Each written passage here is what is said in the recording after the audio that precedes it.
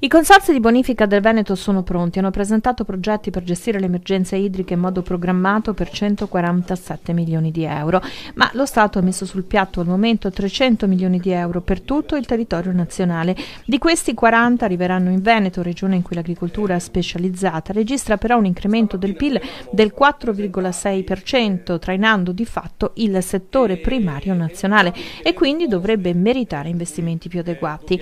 Un'altra ventina di milioni di euro potrebbe essere intercettata con il Fondo di Sviluppo e Coesione, che stanzia altri 295 milioni, ma in una percentuale rovesciata, dicono all'Ambi Veneto, rispetto alle effettive necessità. L'80% è destinato al Sud Italia, solo il 20% al centro-nord, eppure anche al centro-nord ci sono gravi problemi di siccità. Bisogna far fronte a questo tipo di normalità e questo credo sia la prima cosa da fare. La seconda cosa da fare è, pensando che l'agricoltura in Veneto o comunque il nord-est è l'area del paese che traina il sistema Italia, dobbiamo investire dove ci sono delle risorse e dove soprattutto, diciamo noi, ci sono i progetti pronti, perché è inutile continuare a investire o mettere a disposizione delle risorse dove non ci sono i progetti pronti. Rischiamo di perdere i finanziamenti comunitari che sono essenziali in questo momento. Di qui la necessità di coinvolgere la Regione con una partecipazione alla spesa di 80 milioni di euro in 10 anni attraverso una legge regionale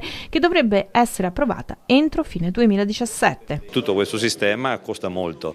Noi speriamo che comunque con risorse nostre, con risorse governative, ma soprattutto quelle che magari arriveranno anche in futuro anche grazie alla comunità europea, ma vediamo anche magari all'autonomia della nostra regione che verrà tra poco, di portare qui le risorse del territorio e essere investiti in queste strutture che possono dare alla nostra agricoltura comunque una sempre più precisione nell'irrigazione e quindi meno spreco anche dell'acqua. Creare invasi, efficientare le reti, risparmio idrico, le direzioni del piano strutturale per emergenza idrica che non può più essere trattata come tale.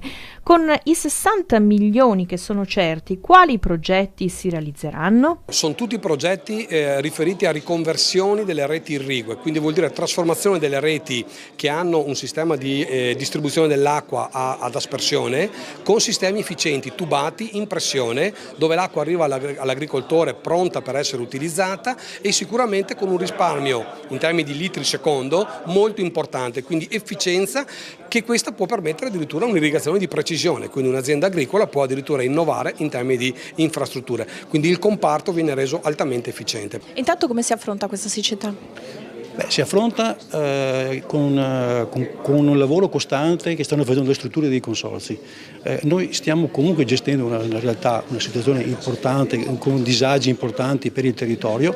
Il rammarico è soprattutto non avere gran parte del territorio non strutturato per l'irrigazione, e lì soprattutto che abbiamo difficoltà, cioè dove non siamo strutturati. Ecco perché chiediamo i fondi per strutturare anche quelle realtà che sono poco strutturate per dare una risposta a questo territorio.